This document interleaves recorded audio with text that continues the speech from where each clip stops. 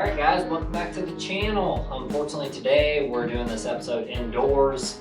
This whole week's kind of been a mess. We've been trying to film these habitat improvement projects, but the wind's been like 30-40 mile an hour, spitting rain today, and I just wanted to spare you guys the poor audio. So went ahead, set up the studio today, and we're going to do this inside. Today's topic, we're going to be discussing creating habitat improvements in and around your deer stand location. And we are going to start tying each week's episode into each other. I want these to be organized. I want it to make sense to you guys. And if you're looking to hire like a land consultant, or if you're just trying to do habitat improvement projects on your own, you know the steps to take and what to look for when you go in the woods and you start mapping this stuff out. So today we're talking about stand locations, but it will tie into the creating immediate side cover, frost seeding, things like that. In the next few weeks, we're going to be talking about burning. We're going to be talking about creating mock scrapes to enhance your hunting location.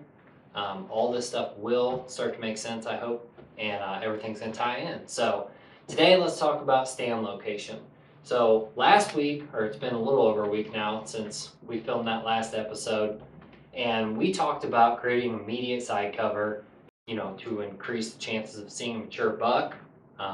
You want a shot opportunity. I don't want to just go in an area, start making habitat improvements, and not have a plan together, not have an idea or a strategy on how I'm going to hunt these deer. There's really no point in making the habitat improvement if you can't hunt it, as far as, buying recreational property and trying to, make a goal and target a specific animal, or even just make a goal of shooting, a couple deer a year.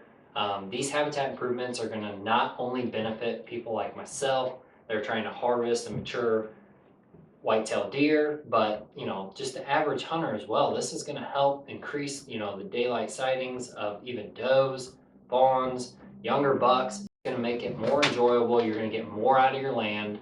And when putting a project together like this, if you go in and willy-nilly do it, you just start shooting yourself in the foot every time you do another habitat improvement, or every time you go in to hang a stand, or you're walking through the property and you're bumping deer out of areas that you just created a nice bedding area, but you didn't really know what you were doing and you put it in the wrong location. So today what we're discussing is finding the location first, then creating the habitat improvement. So set up on a property. This is going to be just general today. When we go back out to our farm, I'll give you specific locations, wind direction, access, things like that, so you know exactly what we're talking about. But we'll generalize this. Try to envision your property. Think about how you enter and exit, where you park your truck, what wind directions you hunt, what wind direction the deer is going to be using to travel in that area. And that's going to give you a better idea of, how to make improvements in and around these spots. So if I'm coming to a property and say I have a west wind, okay, so first thing I need to think about is that west wind, where am I going to park? Where am I going to try to target a deer? How am I going to access it? Which way is he actually going to be using that wind to move in an area?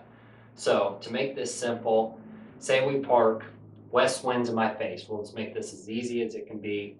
Park the truck, west wind's in my face. I know I'm going straight into this property. I'm going to go just a little ways in the timber. And now we need to start thinking about, structure, features, where a deer is going to bed, things like that.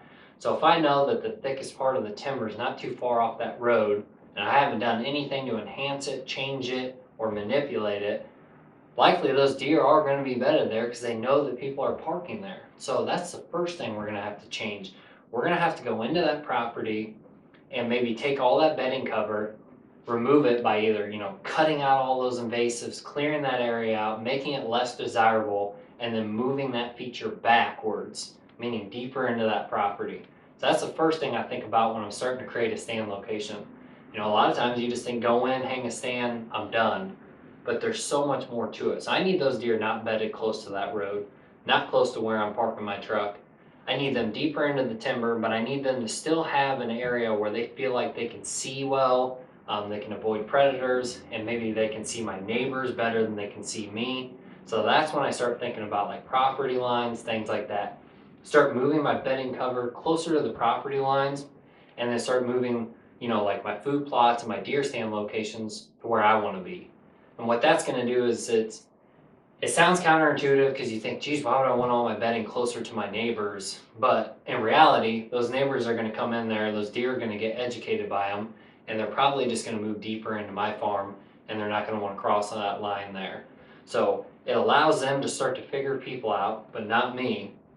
And then I can start creating habitat improvements where I want my deer stand location. So if I know that I'm parking that truck and I'm just going down the road a little ways with the west wind in my face, and I want to go in and I want a food plot, well, okay, so now I want that food source somewhat close to that road, or say there's an ag field there, even better. You already know they're transitioning at nighttime out to that ag field.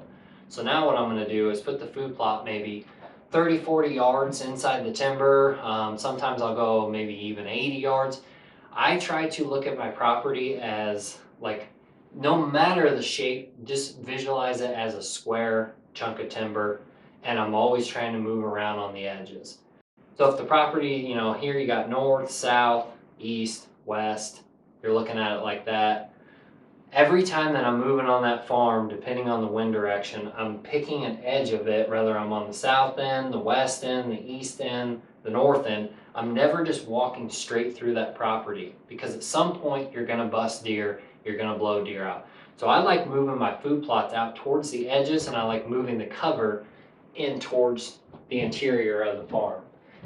First thing we did was we went in, we cleared out all the bedding cover that was close to that road. We got rid of that. Maybe made some trails, things like that. Then you need to think about how you can parallel that spot. So meaning like if the deer are going to come through there and they're going to go across that road and out into the field at night, I need to be able to go in, similar to where they're going in, but not on the same trail, because then you're leaving ground scent. So a lot of times I'll knock down trees, I'll cover an area, I'll make sure that those deer can't come through that spot, and only I can walk through there.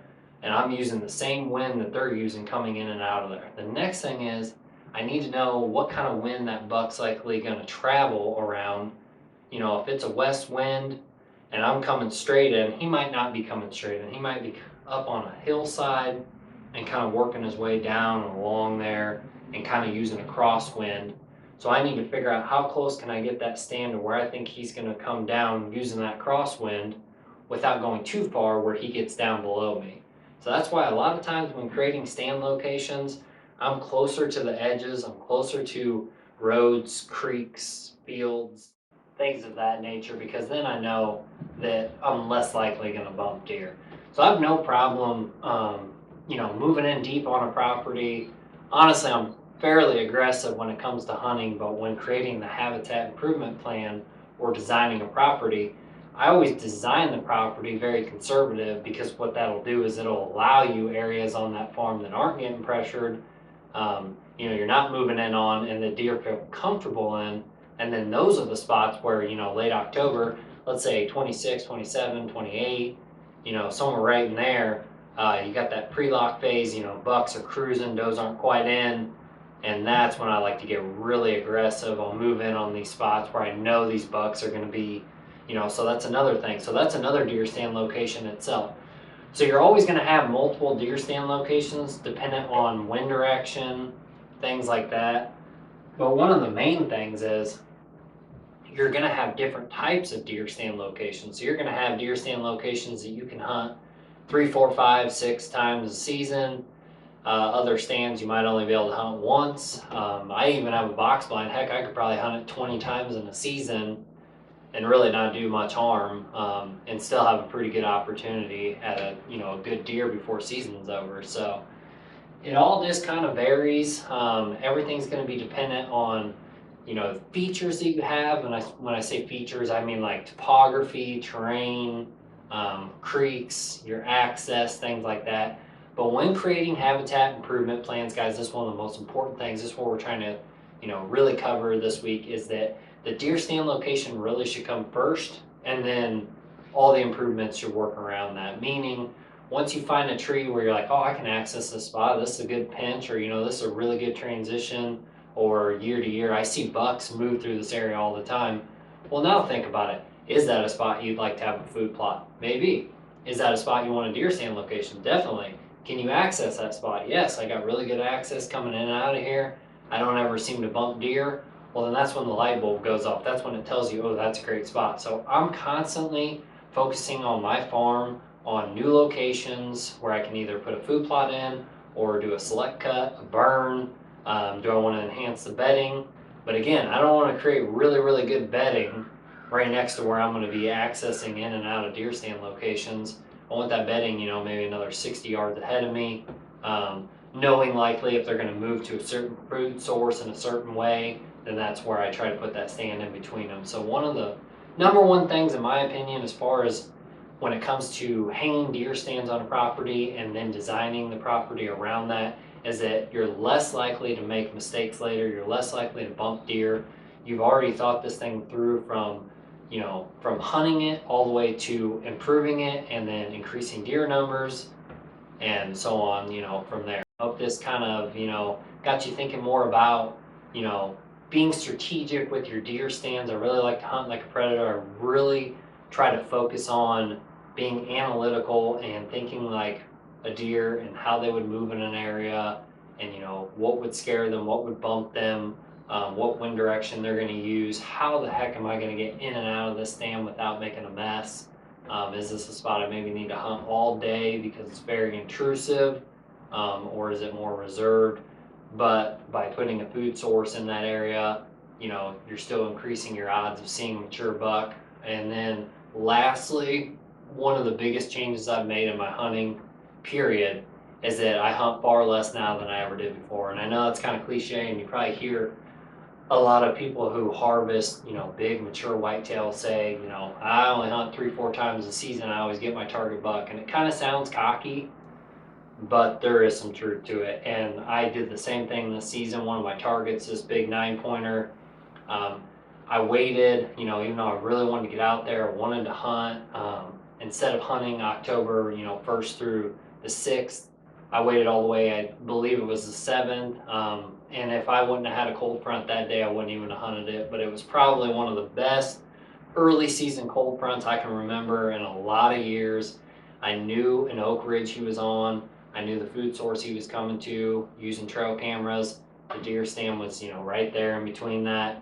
I was hunting out of a box blind, not a stand, but still, I knew likely how he would travel in that area, and he came in with, an hour left of daylight and was fortunate enough to make a good shot. But that just shows you that by creating the deer stand location, then making the habitat improvement, and then hunting, conservatively until the time is right, and then being aggressive, not leaving a ton of pressure on your property, you will increase your chances. You will increase, the daylight sightings. You're going to have far better hunts. It's going to be more enjoyable.